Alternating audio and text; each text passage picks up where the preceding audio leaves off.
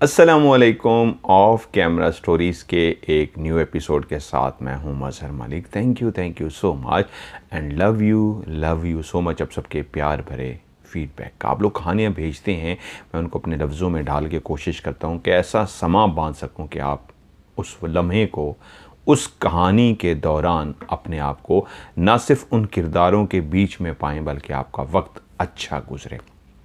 नीचे जब आप कमेंट्स में लिखते हैं तो मुझे भी पढ़ के बहुत ज़्यादा खुशी होती है, तो इसलिए नीचे अपना फीडबैक ज़रूर दिया करें। आज की जो कहानी है बहुत ही ज़बरदस्त है। जब मैं इसको पढ़ रहा था तो पूरी कोशिश थी क्या इन लफ्ज़ों का मैं हक़ अदा कर सकूँगा, क्या ये लफ्ज़ मैं ऐसे ही बयां कर सकूँगा। तो मैं ख़ुद भी परेशान हो रहा था क्योंकि जैसे जैसे मैं इस कहानी को पढ़ता जा रहा था मेरा अपना भी इंटरेस्ट बढ़ता जा रहा था। आगे क्या होगा, इसके आगे क्या होगा, तो आप लोग भी जब कहानी सुनेंगे तो आपका इंटरेस्ट इसी तरह ही बढ़ेगा। और देर नहीं करता कहानी को शुरू करता हूँ। ये कहानी मुझे भेजी है शहज़ादा चांद ज़ेब अब्बासी ने। कहानी कुछ यूँ है, चारों तरफ गहरा अंधेरा था।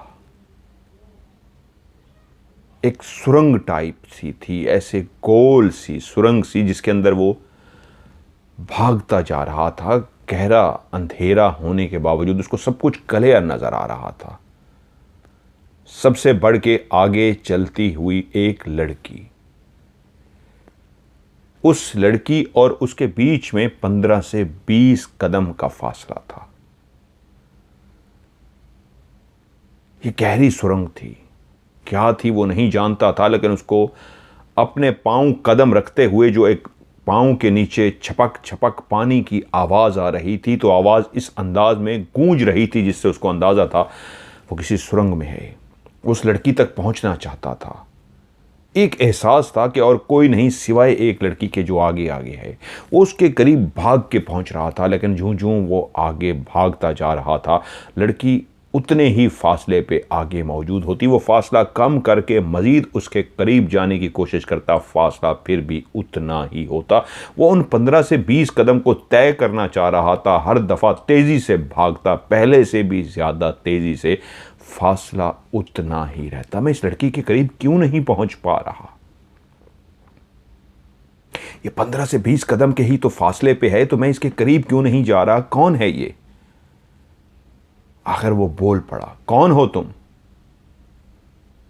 उसी लम्हे उसी लड़की ने मुड़ के देखा। सफेद शलवार कमीज पहने जब उस लड़की ने चेहरे को मोड़ा तब उसने देखा कि वो बहुत हसीन और जमील लड़की थी। ऐसी लड़की जिसकी आंखें चमक रही थीं, ऐसी लड़की बगैर मेकअप किए भी बहुत खूबसूरत थी। और उसके चेहरे के बिल्कुल इर्द गिर्द एक लाइट का ह्योला था जो गोल गोल घूम रहा था, और वही जो गोल गोल लाइट का घूमता हुआ ह्योला था इस खूब अंधेरे जैसी सुरंग के अंदर वही रोशनी पैदा कर रहा था।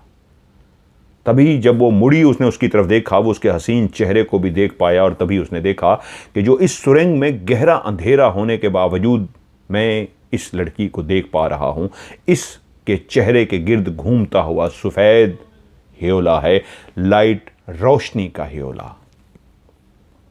और उस लड़की ने जैसे ही मुड़ के उसकी तरफ देखा तो वो बोली, बिलावल लौट जाओ।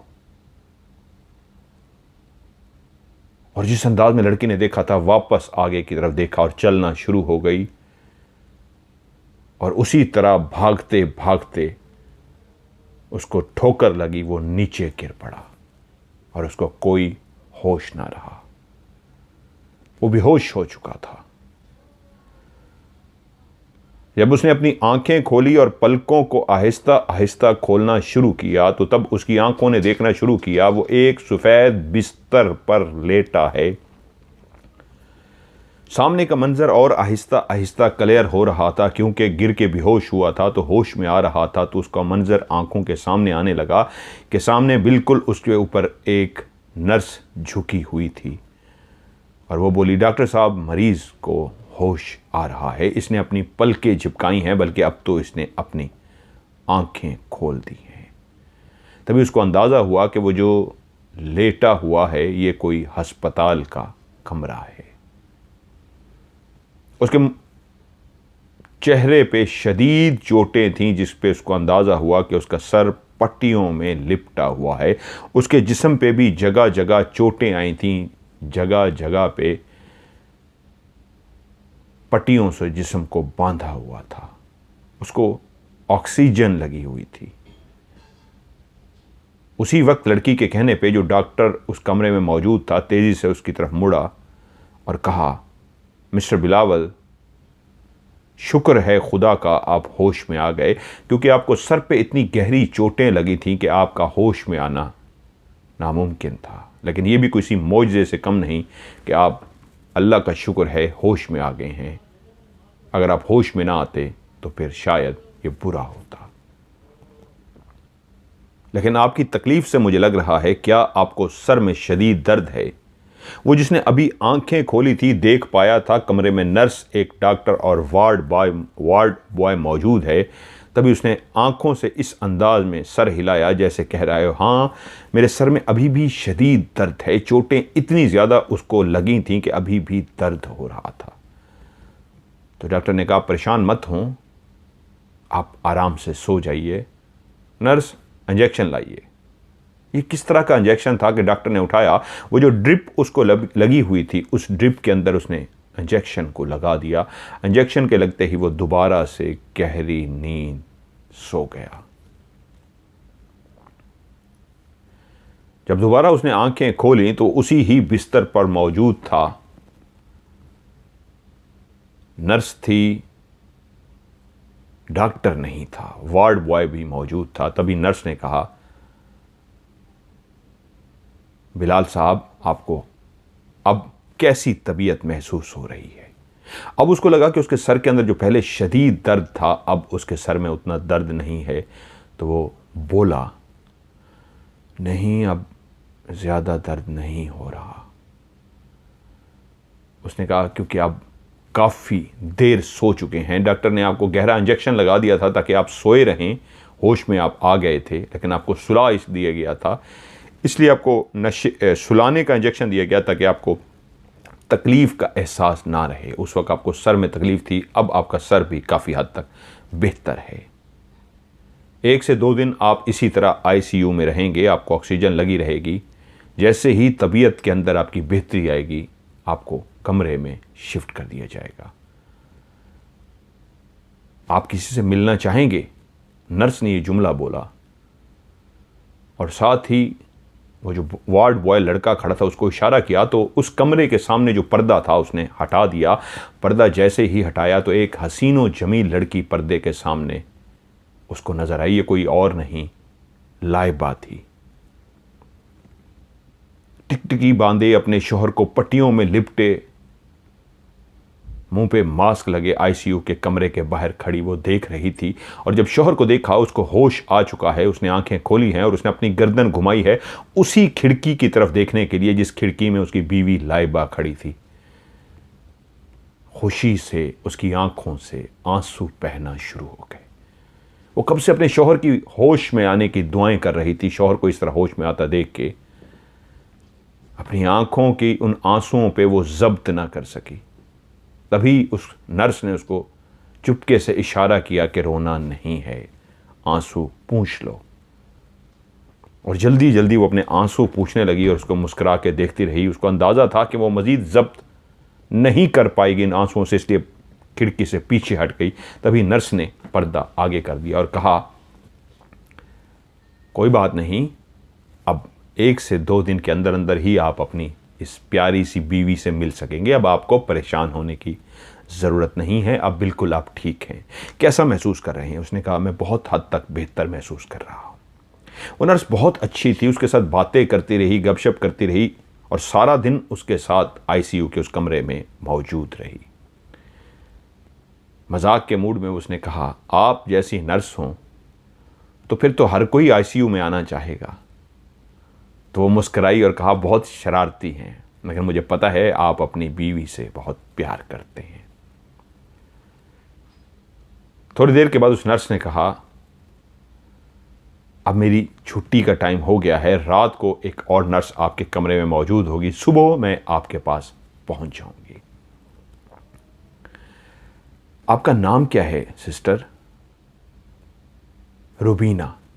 मेरा नाम रुबीना है, मैं चलती हूं। उस नर्स ने उसको खुदा हाफिज़ कहा और कमरे से बाहर चली गई। और थोड़ी देर के बाद एक और नर्स कमरे में आ गई। वो उसका ख्याल रखती रही यहां तक कि वो रात को सो गया। जब वो गहरी नींद में था तो उसने ख्वाब देखा, सुबह का वक्त है, रश है, लोग आ जा रहे हैं, एक ऐसी सड़क है जहां पे तेजी से गाड़ियां गुजर रही हैं। तभी उसने देखा वही नर्स जिसने अपना नाम उसको रुबीना बताया था, वो सड़क के किनारे खड़ी है, इधर उधर देखती है और सड़क को क्रॉस करने की कोशिश करती है। तभी उसने देखा जैसे ही उसने सड़क को क्रॉस करने की कोशिश की तो एक तेज रफ्तार गाड़ी आई और उसने आते ही जोर से रुबीना को टक्कर मारी। वो टक्कर इतनी शदीद थी कि रुबीना हवा में उड़ती हुई, घूमती हुई दूर जंगले को जाके लगी और वहीं पे उसकी मौत वाक़ हो गई। लोग जमा हो गए और सब कह रहे हैं ये तो बेचारी अल्लाह को प्यारी हो गई। सुबह जब वो उठा तो एक अजीब सा ख्वाब था जो उसको याद था कि उसने देखा वही खातून जो रात नर्स कल उसके साथ मौजूद थी, उसका एक्सीडेंट हुआ है और मर चुका है। उसको ख्वाब बिल्कुल हूबहू याद था। अगले दिन डॉक्टर आए, अब उसका ऑक्सीजन मास्क उतार दिया गया कि आज आपको कमरे में शिफ्ट कर दिया जाएगा, अब आप बहुत बेहतर महसूस कर रहे हैं। उसने कहा हाँ मैं बहुत बेहतर महसूस कर रहा हूं, बिल्कुल आपने सही कहा है। डॉक्टर साहब वो रुबीना सिस्टर कहाँ है जो मेरा कल ख्याल रखती रही? अभी वो नज़र नहीं आ रही।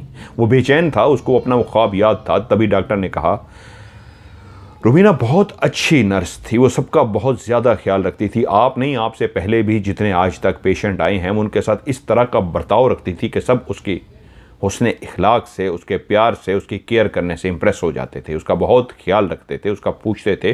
वो थी ही अच्छी, अपने स्टाफ के साथ भी बहुत अच्छी थी, वो बहुत नेक खातून थी। लेकिन आज ही सुबह रोड क्रॉस करते हुए उसका एक्सीडेंट हुआ है, एक कार ने उसको टक्कर मारी है और वो उड़ती हुई जंगले को जाके लगी है और वहीं पे अल्लाह को प्यारी हो गई है। डॉक्टर ने यहाँ तक कह के तो बात मुकम्मल कर ली, लेकिन उसके दिमाग के अंदर आंधियाँ सी चलने लगी कि अभी कुछ देर पहले ही तो मैंने ख्वाब देखा था और ये डॉक्टर ने मुझे जो कहा ये तो हूबहू वही लफ्ज़ हैं जो ख्वाब में थे। मैंने भी उसको ख्वाब में मरते हुए देखा था और वो मर गई। वो सोचता रहा, ट्रीटमेंट होता रहा, यहाँ तक कि कुछ देर के बाद उसको प्राइवेट कमरे के अंदर मुंतकिल कर दिया गया, जहाँ उसकी खूबसूरत हसीन व जमील बीवी लाइबा मुंतज़िर थी। जैसे ही वो कमरे में पहुंचा, लाइबा ने उसका इस्तकबाल किया। शुक्र है खुदा का, आप बिल्कुल ठीक हैं। उसने कहा लाइबा ये कैसे हो सकता है तुम्हारे होते हुए मुझे कुछ हो जाए? जब इतनी खूबसूरत प्यार करने वाली बीवी मेरे साथ होगी तो मुझे कुछ भी नहीं हो सकता। लाइबा बोली मैंने आपको कितनी दफ़ा कहा है मोटरसाइकिल आहिस्ता चलाया करें, आप क्यों मोटरसाइकिल इतनी तेज़ चला रहे थे? आपने क्यों नहीं अपना ध्यान रखा? आपने मेरी बात क्यों नहीं मानी? वो बोला लाइबा मैं अपना मोटरसाइकिल बिल्कुल भी तेज़ नहीं चला रहा था। मैं जब ऑफिस से निकला तो मैं आहिस्ता आहिस्ता मोटरसाइकिल चला रहा था। मेरी स्पीड मोटरसाइकिल की कुछ ज़्यादा नहीं थी, लेकिन पीछे से आने वाली एक पिजारो ने इस अंदाज में आके मुझे टक्कर मारी है कि मैं और मोटरसाइकिल इतनी ज़ोर से हवा में उड़े हैं कि मैं जब ज़मीन पे गिरा हूँ तो घसीटता हुआ ज़मीन के साथ फुटपाथ पे जाके मेरा सर लगा है और उसके बाद मुझे कुछ होश नहीं रहा। लेकिन ये मुझे याद है मैं बहुत तेज़ नहीं चला रहा था। उस गाड़ी ने जो मुझे टक्कर मारी थी उसकी वजह से एक्सीडेंट हुआ है।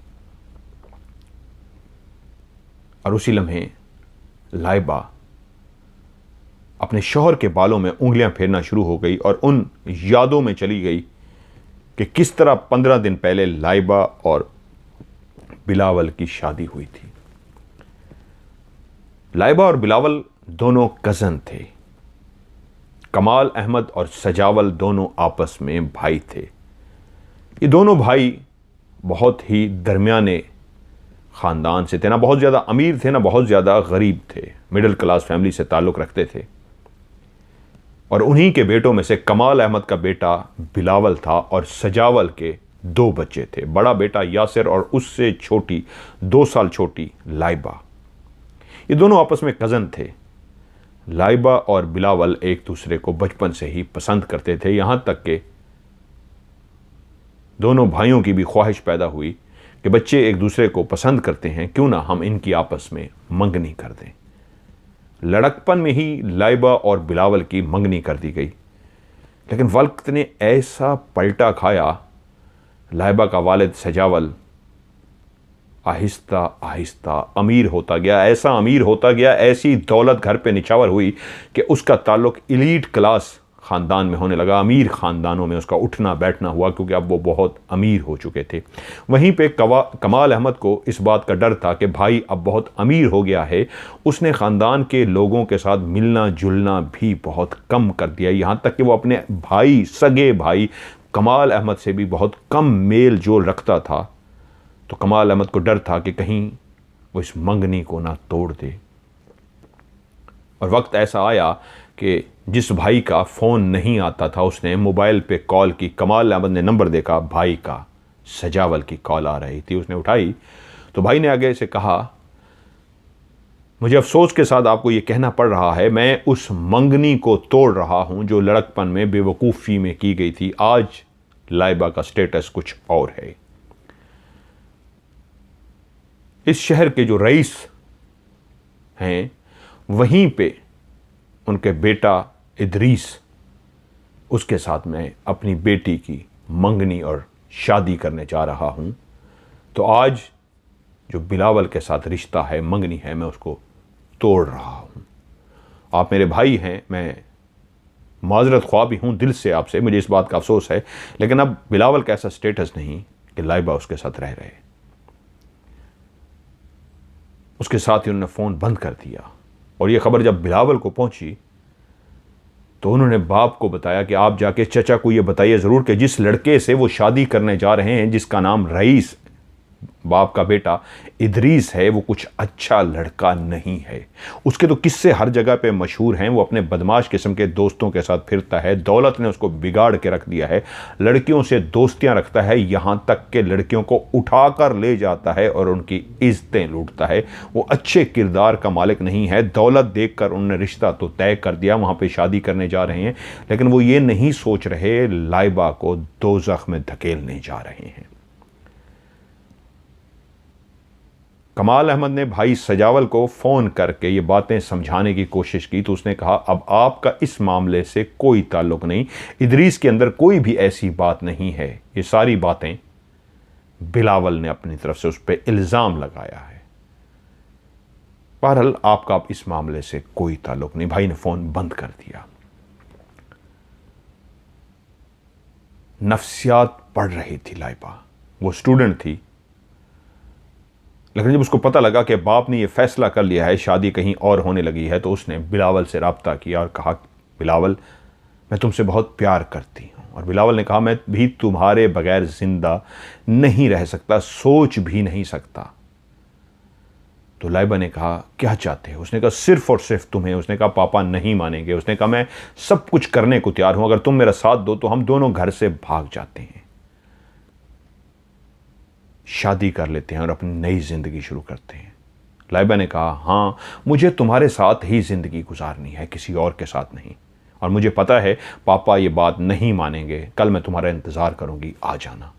यूँ अगले ही दिन दोनों नौजवान बिलावल और लाइबा अपने घरों से बग़ैर किसी को बताए इस अंदाज में रवाना हुए कि साथ वाले एक गाँव, जो एक नया आबाद गाँव नहीं, एक छोटा सा शहर था जो आबाद हुआ था, वहाँ पहुँचे। उन्होंने अपनी शादी की और एक घर किराए पर लेकर रहना शुरू कर दिया। बिलावल पढ़ा लिखा था, उसको मल्टीनेशनल कंपनी के अंदर नौकरी भी मिल गई और यूं दोनों जिंदगी की शुरुआत एक छोटे से घर से करने लगे। कि वहीं अभी शादी को हुए 20 दिन ही हुए थे कि रोड एक्सीडेंट में एक गाड़ी ने बिलावल के बाइक को ऐसे टक्कर मारी थी कि वो उड़ता हुआ जाकर फुटपाथ पे लगा था और बेहोश हो गया था। अभी वही बिलावल अपनी बीवी के सामने अस्पताल में मौजूद था, होश में आ चुका था। 2 से 3 दिन वो बेहोश रहा था। तीसरे दिन उसको होश आया था। ये सब कुछ सोचते हुए, अपने शौहर के बालों में वो हाथ फेरते हुए उसको प्यार भरे अंदाज में देख रही थी। तभी बिलावल ने कहा, अगर तुम मेरी ज़िंदगी में ना आती लाइबा तो मैं वाकई मर जाता। लेकिन लाइबा, मैंने तुमसे एक बात करनी है। लाइबा चौंकी, जो ख्यालों में डूबी हुई थी। हाँ बताओ, क्या कहना है? तो उसने कहा, मैंने कल एक रात को अजीबो गरीब सा ख्वाब देखा है। वो जो नर्स रुबीना मेरा ख्याल रख रही थी, मैंने ख्वाब में इस तरह उसका हादसा कि कार ने उसको टक्कर मारी और उसकी मौत वाक़ई हो गई, ये मैंने ख्वाब में देखा। और अभी डॉक्टर ने बताया है उसी तरह ही कि उसकी मौत वाक़ई हो गई है। लाइबा ने जब उसके ख्वाब को सुना तो उसको कहा, बिलावल तुम जानते हो ना, मैं नफ्सियात की स्टूडेंट रही हूँ। इंसान को जब दिमाग पे इस तरह की चोट लगती है, तो जब कोई वाक़या उसके सामने सुनाया जाता है या कोई भी बात उसको बताई जाती है, तो चोट के ज़ेरे असर होने की वजह से दिमाग को ऐसा लगता है कि वो ख्वाब में कुछ देख चुका है और फ़ौरन वो दिमाग कह देता है, हाँ ये मैंने ख्वाब में सब कुछ देखा था और ऐसा ही हुआ है। हकीकत में तुमने कोई ख्वाब नहीं देखा। इतने गहरे सदमे, इतनी गहरी चोटें लगने के बाद जब तुम होश में आए हो तो तुम्हें लग रहा है हकीकत से इसका कोई ताल्लुक नहीं, ऐसा होता है। लेकिन तुम्हें इसमें ज़्यादा सोचने की ज़रूरत नहीं है। तुम्हें लग रहा है कि तुमने ख्वाब देखा है, जबकि तुम्हारे सामने इस वाक़ये को जब तुम्हें ये वाक़या सुनाया गया तो तुम्हें ऐसा लगा है। ये कोई परेशानी की बात नहीं। इतनी बड़ी गहरी चोटें जब दिमाग पे लगती हैं तो उसके बाद कुछ इस तरह के वाक़यात होते हैं, लेकिन ये कोई परेशानी की बात नहीं है। एक दो दिन उन्होंने अस्पताल में गुजारे और उसके बाद वो अपने घर में शिफ्ट हो गए। अब वो बेहतर हो चुका था। मज़ीद 2-3 दिन के बाद उसको लगा अब वो ऑफिस भी जा सकता है और यूं उसने अपने ऑफिस जाना शुरू कर दिया। ऑफिस से वो घर पहुंचा, खाना वगैरह खाया, रात को वो सो गया और सोते हुए फिर से उसने ख्वाब देखा। जिस ऑफिस में वो काम करता है उसी ही ऑफिस की एक लड़की जुबैदा, उसने देखा कि वो अपने घर में मौजूद है और किसी से फ़ोन पे बातें कर रही है। वहीं पे उसने देखा कि वो किचन के अंदर गई है, उसने चूल्हे पे गैस खोली है, माचिस जलाई है और जैसे ही उसने तीली लगाई, माचिस जली, आग भड़की तो वो आग, उस आग ने जुबैदा को अपनी लपेट में ले लिया और वो देख रहा था ख्वाब में कि जुबैदा चीख चिल्ला रही है और आग में जल रही है, यहाँ तक कि वो मर जाती है। सुबह जब उठा तो वो ख्वाब उसको याद था। उसने ख्वाब अपनी बीवी को सुनाया। बीवी ने पूछा, क्या हुआ, रात आप सही तरीके सोई नहीं, आपकी आंखें अजीब सी हैं। उसने कहा, लाइबा मैंने फिर से एक अजीब ख्वाब देखा है। कैसा ख्वाब?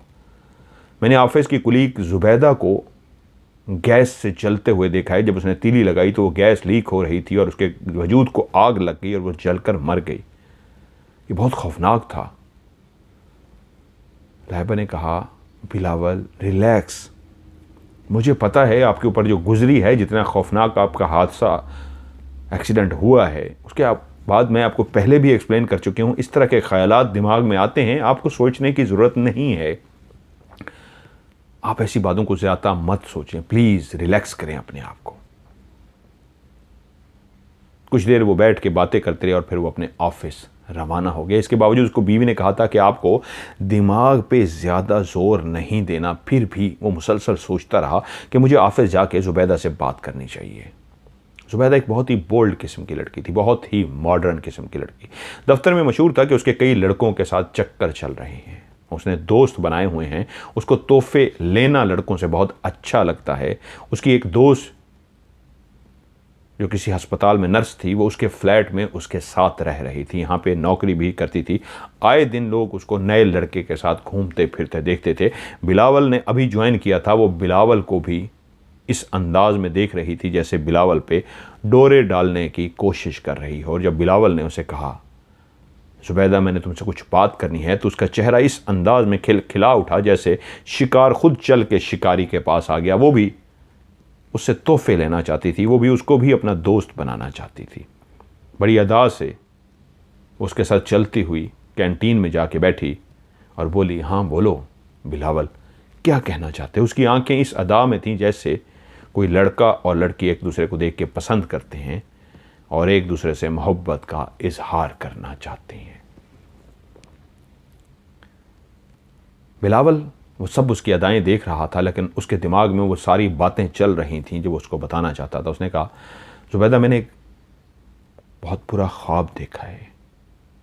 इससे पहले भी मैंने एक ख्वाब देखा था, जब मेरा हादसा हुआ था, मुझे चोट लगी थी, तब भी मैंने ख्वाब देखा था। वो ख्वाब बिल्कुल उसी तरह सच्चा हुआ। उसने उसको ख्वाब सुना दिया। वो जो सामने बैठी इस इंतज़ार में थी कि अभी उससे मोहब्बत का, दोस्ती का इजहार करेगा, ये कैसी बोरिंग कर रहा है। तो उसने कहा, तो मुझसे इस ख्वाब का क्या लेना देना। उसने कहा, मैंने कल रात को एक और ख्वाब देखा है, वो ख्वाब तुम्हारे हवाले से था। मैंने तुम्हें आग लगे हुए देखा है, तुम्हारे जिस्म को आग लगी हुई है, तुम आग में जल रही हो, यहां तक कि वो आग तुम्हारे जिस्म को जला डालती है, तुम ख़त्म हो जाते हो, तुम मर जाती हो। तो जब उस लड़की ने कहा तो आगे से बोला, मैं चाहता हूं तुम अपने आप को बचाओ उस आग से, वो आग तुम्हें मार डालेगी। ज़ुबैदा बोली, कुछ और भी कहना है या बस? उसने कहा, नहीं, मुझे तुमसे सिर्फ यही कहना था और कुछ भी नहीं। तो वो लड़की जोर से कहका लगाकर हंस पड़ी। कुछ देर हंसती रही और हंसते हंसते लोटपोट हो गई और कहा, तुम आज के दौर में भी इस तरह के ख्वाबों पे और इस तरह की तोहमात पे यकीन करते हो। मैं तो समझी थी तुम मुझे पता नहीं क्या कहने जा रहे हो। तुम मुझे इस तरह की बच्चों की कहानियां सुनाने के लिए बुला के लाए थे। अब उठो, इससे पहले कि कोई हमें देख ले और वो समझे कि हमारे बीच में पता नहीं क्या चल रहा है। चलो अपनी अपनी जॉब पे चलते हैं। बिलावल जैसे मुतमईन सा हो गया था कि मैंने उसको कम से कम बता दिया है, अब वो अपनी हिफाजत करेगी, और जाकर अपनी सीट पर बैठ गया। जब ऑफिस से छुट्टी का टाइम हुआ तो हर कोई इस अंदाज में बिलावल को देख के जा रहा था जैसे कोई अजीब सी बात हो गई हो। 1 बाय 1 जितने भी अपनी ड्यूटी ऑफ कर रहे थे वो सब बाकायदा इस अंदाज में गुजर रहे थे कि बिलावल को ताड़ते हुए जा रहे थे। एक कुलीग उसके पास आया और उसने उसको कहा, तुम्हें पता है ये सब तुम्हें गौर से घूर घूर के क्यों देख रहे हैं? उसने कहा, हाँ, मैं भी परेशान हूँ, क्या हुआ है? उसने कहा, ज़ुबैदा ने सबको बता दी है वो ख्वाब वाली बात, कि अपने आप को पता नहीं क्या समझना शुरू हो गया कि इस तरह के ख्वाब सुनाता फिर रहा है, तभी ये सब लोग तुम्हारा मजाक उड़ा रहे हैं। तुम्हें कोई जोगी बाबा, ख्वाब सुनाने वाला बाबा समझ रहे हैं। यार, क्यों अपना मजाक उड़वाते हो? क्यों इस तरह के ख्वाब सुनाते हो? तुम्हें पता नहीं वो कैसी बोल्ड लड़की है, उसने तो तुम्हारा तमाशा बना के रख दिया है। बिलावल बोला, मुझे इससे कोई गर्ज नहीं यार, मैंने जो देखा मैंने बता दिया। और यूं वो अपने घर की तरफ जब रवाना हुआ तो बाहर मोटरसाइकिल निकालते हुए भी ऑफिस के बहुत सारे लोग उसी के बारे में खड़े बातें कर रहे थे और उसको देख के उंगलियों के इशारा करने शुरू हो गए कि ये देखो वो आ गया जो इस तरह के ज़ुबैदा को ख्वाब सुना के पता नहीं किस चक्कर में है, क्या चक्कर चलाने में लगा हुआ है। वो अपने घर पहुंचा, बीवी को उसने बताया था, बीवी माहिर नफ्सियात की स्टूडेंट रह चुकी थी, इसलिए उसने उसको इग्नोर कर दिया था कि ऐसे चक्रों में नहीं पड़ना, छोड़ो इन बातों को। लेकिन उसका दिमाग उलझा हुआ था कि नहीं यार, मैंने कुछ देखा है।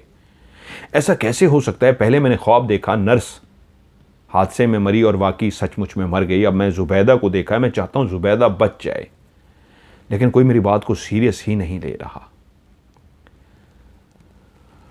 रात का खाना खाने के बाद जब वो अपने कमरे में सोने के लिए गया तो बेगम तो थोड़ी देर के बाद गहरी नींद सो गई। वो बेड पे करवटें बदलता रहा, उसको नींद नहीं आ रही थी। उसके दिमाग में एक ही बात चल रही थी, ज़ुबैदा मर जाएगी, मुझे ज़ुबैदा को बचाना है, वो जल जाएगी। वो काफ़ी देर सोचता रहा।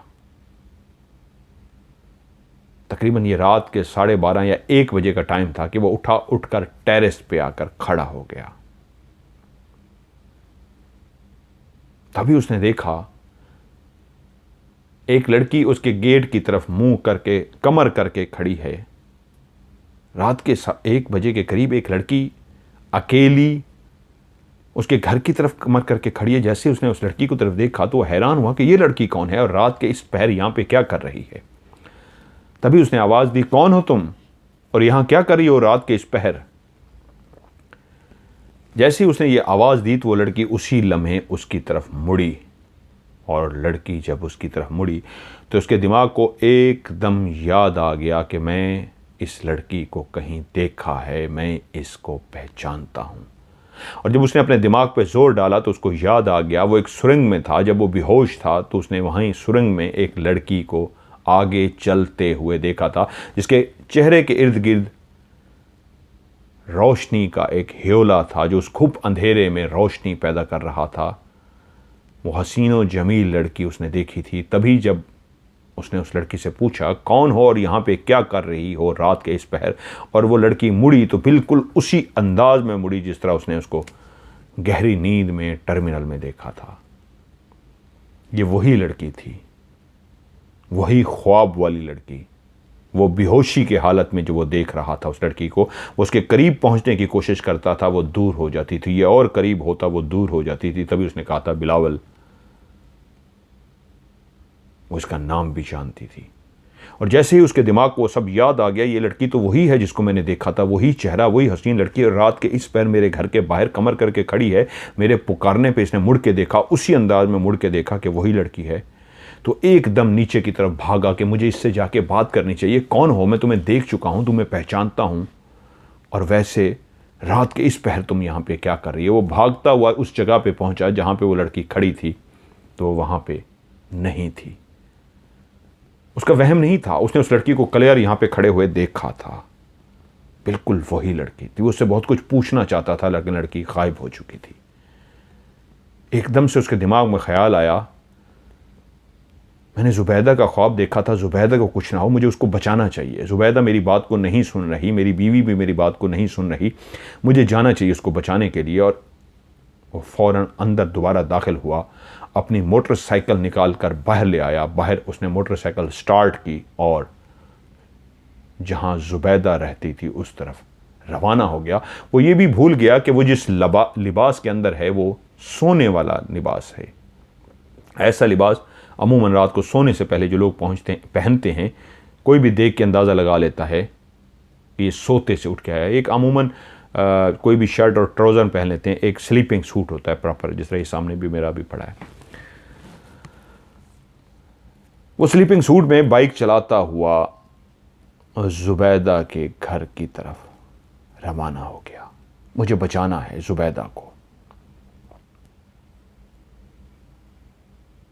जब वो जुबैदा के फ्लैट के बिल्कुल करीब पहुंचा तो वहां पे बहुत ज़्यादा रश लगा हुआ था। आग बुझाने वाली गाड़ियां भी पहुंच चुकी थी। वहां पे आवाम का भी रश था और पुलिस की गाड़ियां भी वहां पे आई हुई थी, और सब उसी फ्लैट की तरफ देख रहे थे जहां पे जुबैदा रहती थी। जिसको रात को बेचैन था, उसको नींद नहीं आ रही थी, वहीं पे ही रात को जुबैदा अपना पसंदीदा ड्रामा बैठी देख रही थी कि वहीं पे ही उसको चाय की तलब महसूस हुई। ड्रामा रोक कर वो चाय बनाने के लिए किचन में गई। उसने गैस का चूल्हा खोला और जैसे ही माचिस उठाई तीली जलाने के लिए, तो उसी लम्हे उसके फ़ोन की घंटी बजी। माचिस वहीं रख के चूल्हे को बंद किए बगैर वो फ़ोन सुनने के लिए चली गई। फ़ोन उठाया तो आगे से शाहजेब, उसका नया फ्रेंड, बोल रहा था, जिससे अभी कुछ अरसा पहले ही उसकी दोस्ती हुई थी और उसको वो काफ़ी गिफ्ट देता था। हाँ शाहजेब, जल्दी बोलो, मैं उधर गैस खुली छोड़ के आई हूँ, चाय बनाने लगी थी।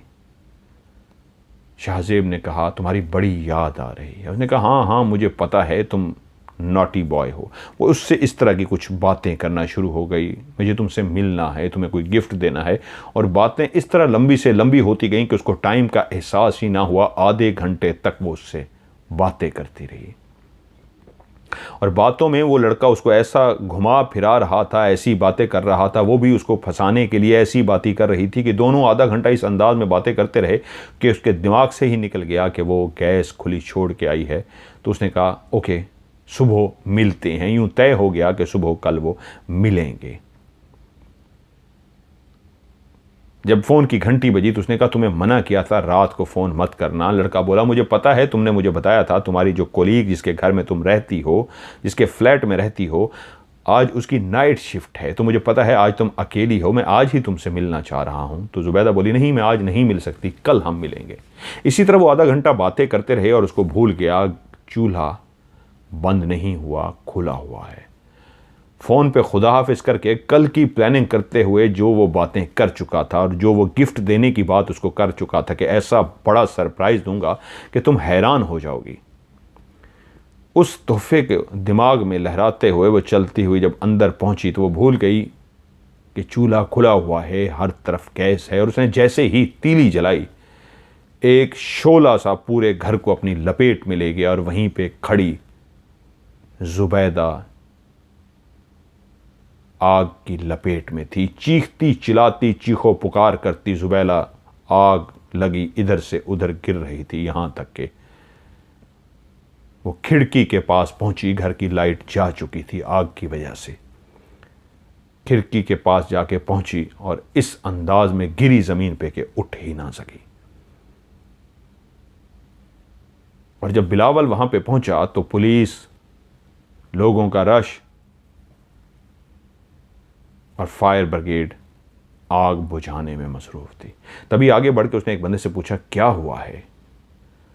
उसने कहा, 3rd फ्लोर पे रहने वाला जो कमरा है वहां पे आग लगी है, कोई लड़की थी जो जलकर मर गई है। वो जैसे ही आगे जाने लगा तो वहीं पे एक शख्स जो पुलिस वाला था, जिसकी वर्दी पे ASI लिखा था, वो चलता हुआ जब आगे बढ़ा तो एक शख्स से टकराया। और बिलावल ने कहा, सॉरी मैंने देखा नहीं। उस पुलिस वाले ने जब मुड़ के उसकी तरफ देखा तो वो दोनों एक दूसरे को देखकर चौंक गए। वो कोई और नहीं, उसका बचपन का क्लास फेलो जमील था, जो इस वक्त ASI था। जमील तुम? ओ बिलावल तुम? दोनों एक दूसरे से गले मिले, बहुत अरसे बाद एक दूसरे को देख रहे थे। तभी बिलावल ने पूछा, जमील तुम यहां क्या कर रहे हो? उसने कहा, यार मैं इस केस का इंचार्ज हूं, मैं इस केस की तफ्तीश कर रहा हूं, ये लड़की जो जली है। तभी उसने उसको हाथ पकड़ा, जमील का हाथ पकड़ के साइड पे ले गया और उसको कहा, यार मैं जानता हूं ये कैसे जली है। उसने कहा, कैसे? तो उसने वो अपना ख्वाब जो उसने पहले उस नर्स के बारे में देखा था वो भी सुना दिया, और फिर दूसरा ख्वाब जो उसने जुबैदा के बारे में देखा था वो भी सारा सुना दिया, और कहा, मैं भी अभी उसको बचाने के लिए पहुंचा हूं। जमील ने उसका पूरा हुलिया देखा, सर से पांव तक उसको देखा कि एक शब ख्वाबी के लिबास में स्लीपिंग सूट पे वो मौजूद ये कहानी सुना रहा है। तो उसने उसे कहा, बिलावल मैं तेरा दोस्त हूं बचपन का, और दुआ करके इस केस की तफ्तीश भी मैं कर रहा हूं, वरना जो तुम ये कहानी सुना रहे हो, अगर ये कहानी किसी और ने सुन ली होती तो वो तुम्हें भी तफ्तीश में डाल देता और इस मामले से तुम्हें अलग ना होने देता, फौरन तुम्हें थाने लेके जाता कि तुम कैसे जानते हो। बेहतर है अपने मुंह को बंद रखो। मैं तुम्हारा दोस्त हूं, बचपन का दोस्त हूं, तुम्हें अच्छी तरीके जानता हूं, तुम ऐसे नहीं हो, तुम सच कह रहे हो, इसलिए मैं कह रहा हूं दुआ करो तुम्हारी मुझसे मुलाकात होगी, नहीं तो अभी इस केस में सबसे ज्यादा तुमसे पूछताछ होती। और इस वक्त सीधा अपने घर जाओ। और जब वो घर पहुंचा तो वहां पे लाइबा परेशान टहल रही थी। उसने परेशानी में टहलती लाइबा को देखा तो सर झुका लिया। लाइबा ने कहा, कहां गए थे आप? जब मेरी आंख खुली तो मैंने बिस्तर को खाली पाया और मैंने ढूंढा तो आप घर में नहीं थे, बाइक भी नहीं थी, कहां गए थे आप? तो उसने आगे से बताया कि लाइबा मैं जुबैदा के घर गया था, जुबैदा को आग लगी है और वो मर गई है।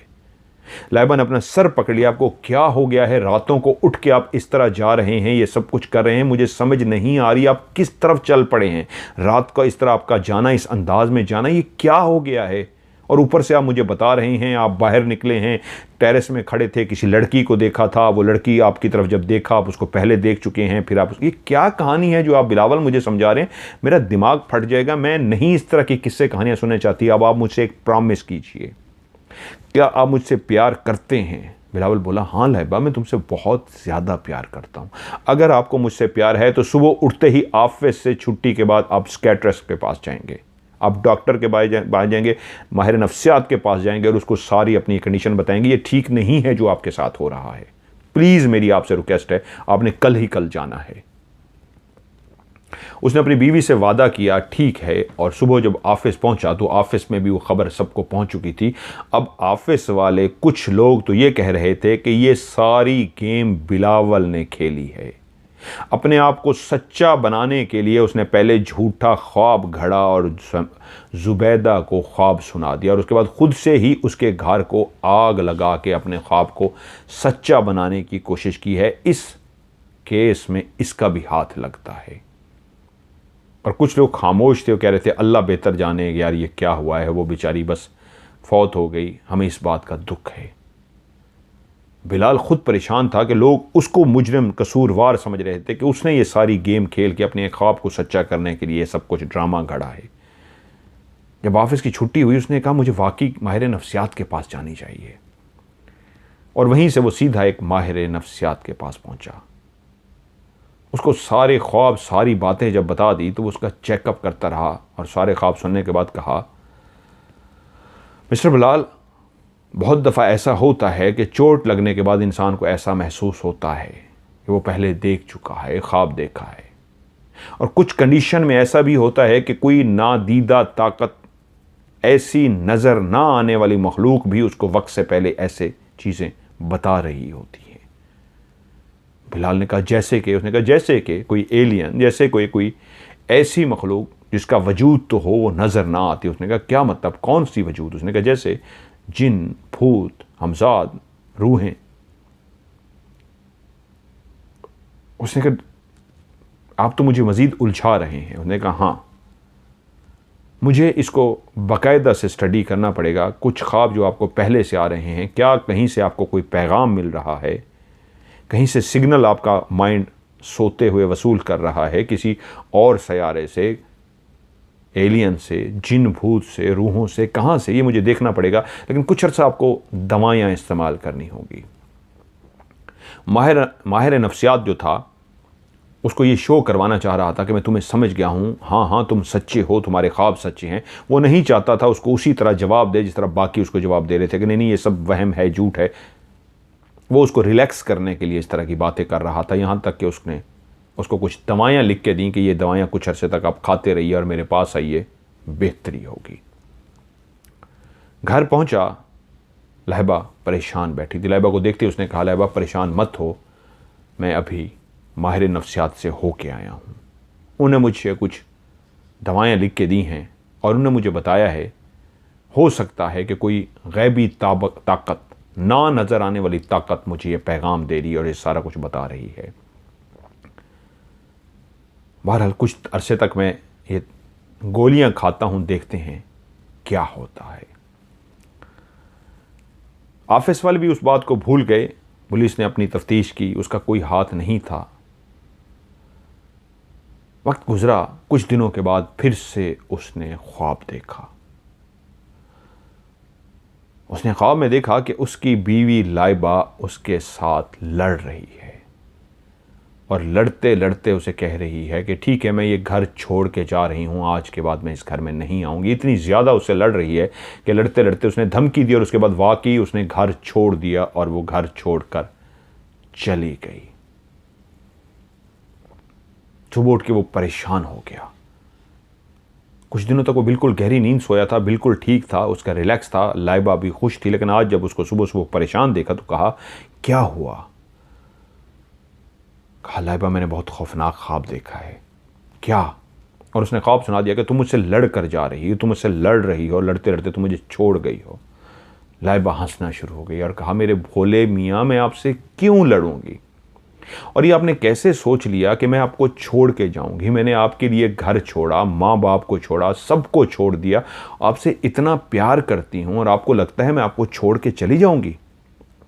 ऐसा हो ही नहीं सकता।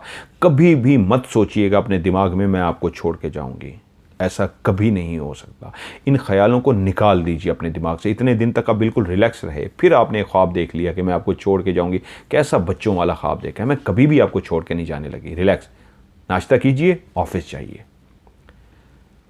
नाश्ता करके वो अपने ऑफिस पहुंचा और जब अपने ऑफिस से घर आया, घर में दाखिल हुआ ही था कि थोड़ी देर के बाद बेल बजी और जब उसने दरवाज़ा खोला तो सामने उसका ससुर सजावल और उसका बेटा यासिर खड़े थे। वो एकदम से चौंक गया और डर गया, क्योंकि जब से उन्होंने भाग के शादी की थी और गुमनाम हो गए थे, अभी तक उनका पीछे किसी से भी कोई राब्ता नहीं हुआ था। उन्होंने अपने मोबाइल नंबर तक चेंज कर लिए थे, कोई भी उनके बारे में नहीं जानता था। और आज पहली दफ़ा था कि घर के बाहर उसका ससुर और उसका साला खड़े थे। वो एकदम से घबरा गया, उसके चेहरे की रंगत उड़ सी गई।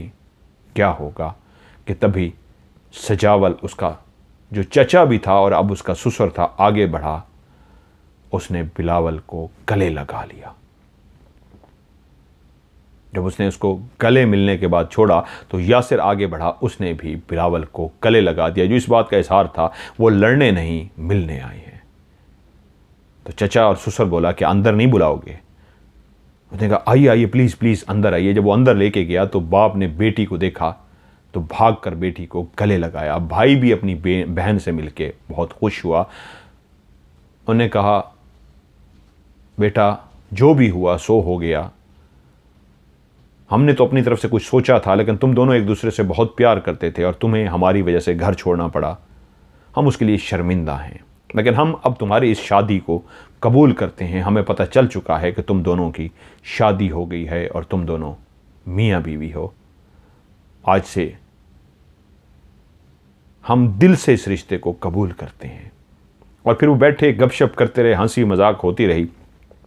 और जब वो जाने के लिए खड़े हुए तो चचा ने भतीजे से कहा बेटा, अब ये हमारे रस्म और रिवाज के हिसाब से बेटी जब बाप से मिलती है तो शादी के बाद अगले दिन वो बाप के घर जाती है। अगर तुम्हारी इजाज़त हो तो कल यासिर आएगा, लाइबा को घर ले जाएगा। 1-2 दिन वो घर रहेगी, उसके बाद वो वापस आएगी।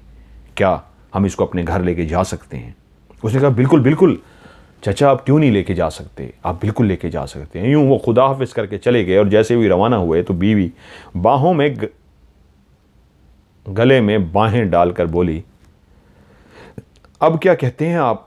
आपने तो ख्वाब देखा था कि मैं आपसे लड़ रही हूं और घर छोड़कर जा रही हूं। यहां तो ख्वाब ही आपका उलट हो गया। अब तो आपके ससुर भी हैं, पहले चचा थे, अब तो वो मुझे लेने आ रहे हैं, कल अपने घर लेके जा रहे हैं। यहां तो प्यार बढ़ गया है, लड़ाई नहीं हुई, बल्कि अच्छा वो जो ख्वाब था वो उलट है। जितना बुरा था उतना अच्छा हुआ है। वो हमें मुझे लेने के लिए आ रहे हैं और उन्होंने हमारे इस रिश्ते को कबूल भी कर लिया। तो अब क्या कहते हैं? तो वो भी मुस्कुरा दिया इस बात पे, जैसे कह रहा हो हाँ हो सकता है मेरा ख्वाब उल्टा हो। बीवी ने कुछ देर इस तरह उसके साथ खड़ी रही, बातें की। और अगले ही दिन वो जब ऑफिस में था, पीछे से कॉल आई। लाइबा ने कहा यासिर मुझे लेने के लिए आया है, तो मैं चली जाऊं? उसने कहा हाँ हाँ तुम्हें जाना चाहिए। और यूं यासिर उसको लेकर रवाना हो गया। वो जब रात को शाम को घर पहुंचा, खाना वगैरह खाया, सो गया, तो उसने सोते हुए फिर से एक ख्वाब देखा कि वो अपने घर में मौजूद है, इसी घर में जहां पे रह रहा है। उसके बाहर लॉन को वो खोद रहा है। खोदते खोदते उसने सारा लॉन खोद डाला है और उसके बाद बेडरूम के खास कोने को भी आकर खोद रहा है। सुबह जब उठा तो एक अजीब सा ख्वाब देख बैठा था। पहला तीसरा ख्वाब उसका उलट हो गया था, लड़ाई नहीं हुई थी, लेकिन वो अपने घर को क्यों खोद रहा है? उसको ख्वाब में दिखाया गया था पूरा लॉन वो खोद रहा है, कमरे का एक कोना भी खोदा है। कुछ तो है, उसका दिमाग उलझ सा गया। ये मैंने कैसा ख्वाब देखा है? उसका दिमाग बार बार एक ही बात कर रहा था कि तुम्हें खोदना चाहिए, इस घर को खोद के देखना चाहिए, कुछ तो है। ऐसे कोई तुम्हें इशारा नहीं दे रहा। डॉक्टर ने भी कहा था कोई गैबी ताकत है जो तुम्हें इशारे दे रही है, पैगाम पहुंचा रही है, तुम्हें खोद के देखना होगा। वो ऑफिस पहुंचा और उसने ऑफिस से 4 दिन की छुट्टी ली। सीधा मार्केट पहुंचा छुट्टी लेकर। उसने कुदाल, बेलचा, खोदने का सारा सामान खरीदा और घर आते ही लॉन को अपने लॉन को खोदना शुरू कर दिया। वो भूल गया कि आज उसको बेगम को फोन करना था। उसकी बीवी पहली दफ़ा अपने घर गई थी। वो ऐसा खुदाई में मसरूफ़ रहा कि बीवी को फ़ोन तक करना भूल गया। रात हुई, वो सो गया। उसके ऑफिस से छुट्टी अप्रूव हो चुकी थी। सुबह फिर उठा और फिर से बाहर सहन को खोदता रहा। 3 दिन तक उसको याद ही ना रहा। तीसरा दिन जब शुरू हुआ तो बीवी की सुबह कॉल आ गई। बीवी बोली बिलावल तूने मुझे एक कॉल तक भी नहीं की? ये कैसी बात है कि मैं पहली दफ़ा गई हूँ और मैं हैरान थी कि इंतज़ार में थी तुम मुझे कॉल करोगे, तुमने मुझे कॉल तक भी नहीं की। और अब पापा कह रहे हैं उसको कहो वो तुम्हें लेने के लिए आए और खाना हमारे साथ खाए। पहुंचो आज शाम को, हमारे साथ ही खाना खाना और मैं फिर वापस घर आ जाऊंगी। वो जिस सहन को खोद रहा था, उसको खोदने के बाद उसने अभी बेडरूम को भी खोदना था, जो उसके दिमाग में फंस चुका था। मैंने बेडरूम को खोदना है, सहन को खोदना है। और वो उसको कह रही थी लेने के लिए आ जाए। उसने कहा लाइबा मैं बहुत ऑफिस के काम में ऐसा फंसा हूँ, माजरत ख्वाह हूँ कि तुम्हें कॉल भी नहीं कर सका, बिज़ी इतना ज़्यादा रहा हूँ। मैं तुम्हें ज़रूर कॉल करता लेकिन ऑफिस का बहुत बर्डन है, बहुत ज़्यादा काम है, मैं इसलिए काम नहीं कर सका। और रहेगी आज खाने की बात, तुम्हें लेके आने की बात, तो अभी मैं नहीं आ सकता। बल्कि मैं तुम्हें मशवरा दूंगा कुछ देर तुम और मज़ीद वहाँ पर रहो, मुझे काम करना है। दूसरी तरफ लाइबा ने फ़ोन बंद कर दिया। वो नाराज़ हो गई थी ये सुन के कि वो खाने पे नहीं आ रहा। ये तो एक मौका था ताल्लुकात को मजबूत करने था, वो रिश्ते जो आपस में टूटे हुए थे उनको संवारने का। वो आता, घर बैठता, खाना खाता और मजबूती आती। जबकि वो बहाने बना रहा था, उसने गुस्से में फ़ोन बंद कर दिया और फ़ोन बंद होते हुए रिलैक्स हो गया कि लाइबा को तो मैं मना लूँगा लेकिन इस काम को मुकम्मल करना है। फिर से वो सहन खोदते खोदते बेडरूम तक पहुँचा और बेडरूम खोदना शुरू कर दिया। ये चौथा दिन था, वो बेडरूम खोद रहा था कि बाहर घंटी बजी और जब वो बाहर गया तो सामने उसका साला यासिर और बीवी लाइबा खड़े थे। उन दोनों ने जब यासिर और लाइबा ने बिलावल को देखा तो एक अजीब से हुलिये में था, जैसे कोई मजदूर होता है। मट्टी से भरा हुआ, जिस्म पे मट्टी थी, बुनियान के अंदर वो खड़ा था, हाथ में उसके कोदाल थी जिससे वो खोद रहा था। मट्टी मट्टी हुआ था। वो दोनों परेशान हुए। लाइबा ने उसको आगे से हटाया और चलती हुई अंदर दाखिल हो गई। और जब उसने घर की हालत देखी तो पूरा सहन खुदा हुआ था, यहां तक कि बेडरूम भी खुदा हुआ था। वो एकदम से परेशान हुई, बिलावल ये क्या है, ये मैं क्या देख रही हूं? तो यासिर बोला लगता है बिलावल भाई को कोई नक्शा मिला है, कोई ख़जाना इनके हाथ आया है, इस घर में कोई ख़जाना दफन है। ये ख़जाना तलाश करने की कोशिश कर रहे हैं जो इन्होंने पूरे सहन को खोद डाला है और अब बेडरूम को भी खोद रहे हैं। तभी दोबारा लाइबा मुखातिब हुई, बिलावल मुझे आपसे पूछना है ये क्या है, ये क्या बकवास है, मैं नहीं बर्दाश्त कर सकती, ये क्या हो रहा है? तो उसने कहा लाइबा मैंने ख्वाब देखा था। ये अभी जुमला ही उसने कहा था बताने के लिए कि मैंने ख्वाब देखा था। कोई एकदम से गुस्से में बोली बंद करें अपनी ये बकवास, कौन से ख्वाब देख रहे हैं आप? पागल हो चुके हैं, आपका दिमाग काम नहीं कर रहा। जिस अंदाज में आप ये कर रहे हैं, कल को तो आप मुझे खोद के इसी में दफन कर देंगे कि आपने ख्वाब देखा था, मैं खोद रहा हूँ गड़ा और उसमें आपको दफन कर रहा हूँ और तुमने ख्वाब देखना है और उसके बाद लाइबा को भी दफन कर देना। ओ खुदाया मैं कहाँ फंस गई हूँ।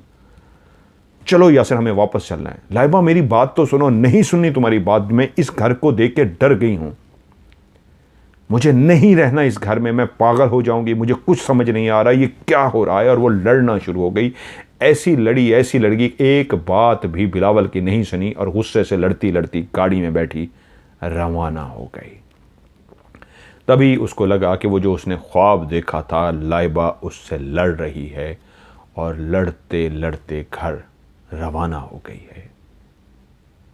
और वो ख्वाब भी उसका सच हो गया था। वो लाइबा को बता नहीं पाया था, वो उस वक्त इतना लड़ रही थी कि लाइबा देखो तुम मुझसे लड़ रही हो, तुम कह रही थी ना मैं कभी नहीं लड़ूंगी, ख्वाब उल्टा हो गया, देखो ख्वाब सच्चा हो गया। उसी अंदाज में लड़ रही हो और घर छोड़कर जा रही हो। और लाइबा उसको छोड़कर घर रवाना हो गई और उसका ख्वाब सच्चा हो गया था। वीडियो काफ़ी लंबी हो चुकी है, इसका पार्ट 2 भी था क्योंकि मैं कल आपको पार्ट 2 सुनाऊंगा, क्योंकि अगला ख्वाब जो है वो बड़ी इंटरेस्टिंग स्टोरी है। अगला ख्वाब ये है जिसमें वो देखता है उसकी बीवी को कुछ लोगों ने कंधों पे उठाया हुआ है और उसकी इज्जत लूटने के बाद उसको कत्ल करके एक घर में दफना देते हैं। ये उसने ख्वाब में क्या देखा? बीवी की इज्जत लूट रहे हैं कुछ लोग और कत्ल करके घर में दफना देते हैं। इसी कहानी को कल कंटिन्यू करूंगा। बहुत ही ज़बरदस्त कहानी है। मुख्तलिफ हॉरर कहानी आपको मैं सुनाता हूं, लेकिन ये एक अपनी नोयत की अपनी ही एक नावल है, अपनी ही कहानी है। उम्मीद है आपको अच्छी लगेगी। अभी तो ये पार्ट 1 है, पार्ट 2 इंशाअल्लाह कल सुनाऊंगा। तो आप लोग भी कहानियाँ भेजते रहिए, हर तरह की कहानी लोग मुझे भेजते हैं, मैं कोशिश करता हूँ हर तरह की कहानी, थोड़ा सा टेस्ट भी चेंज हो, वैरायटी हो कहानियों में, आपका वक्त अच्छा गुजरे। और आज की कहानी में भी आप जो मंजर कशी मैंने की है, जिन भूत तो अभी आगे आप देखेंगे, लेकिन आप एक अजीब से मंजर में रहे होंगे। तो मैं भी जब कहानी को इस तरह सुन रहा था तो एक अजीब सा समा था जिसमें मैं भी खोया हुआ था। तो आप अपनी जिस तरह की भी कहानियाँ मुझे भेजिए, इंशाल्लाह आपकी कहानियों को भी प्रोग्राम का हिस्सा बनाऊंगा। और इस कहानी का पार्ट 2 बहुत ज़बरदस्त है, बहुत ज़बरदस्त इसका पार्ट 2 है, वो कल इंशाल्लाह आपको सुनाऊंगा।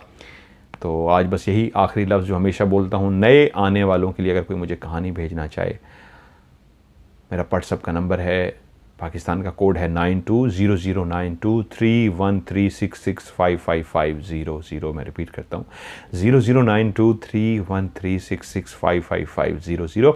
इस पर अपनी कहानी मुझे लिख के भी भेज सकते हैं, वॉइस मैसेज रिकॉर्ड करके भी भेज सकते हैं। दोनों सूरतों में कहानी लिख के भी भेजें या वॉइस मैसेज रिकॉर्ड करके भेजें। तो आपने आखिरी लफ्ज़ भेजना है स्टोरी, STORY स्टोरी, या फिर लिखें OCS, O for of, C for camera, S for story. OCS लिख दें या स्टोरी इंग्लिश में या उर्दू में लिख दें, तो मुझे पता लग जाएगा देखते ही कि आपकी स्टोरी आई है। उसको नंबर दे के मैं सेव कर लूँगा और जल्दी उसको प्रोग्राम का हिस्सा बनाऊँगा। तो आज की इस OCS से इजाज़त, कल इंशाल्लाह पार्ट 2 में इसी कहानी की मुलाकात होती है। अपना ढेर सारा ख्याल रखिएगा। खुदा हाफिज़।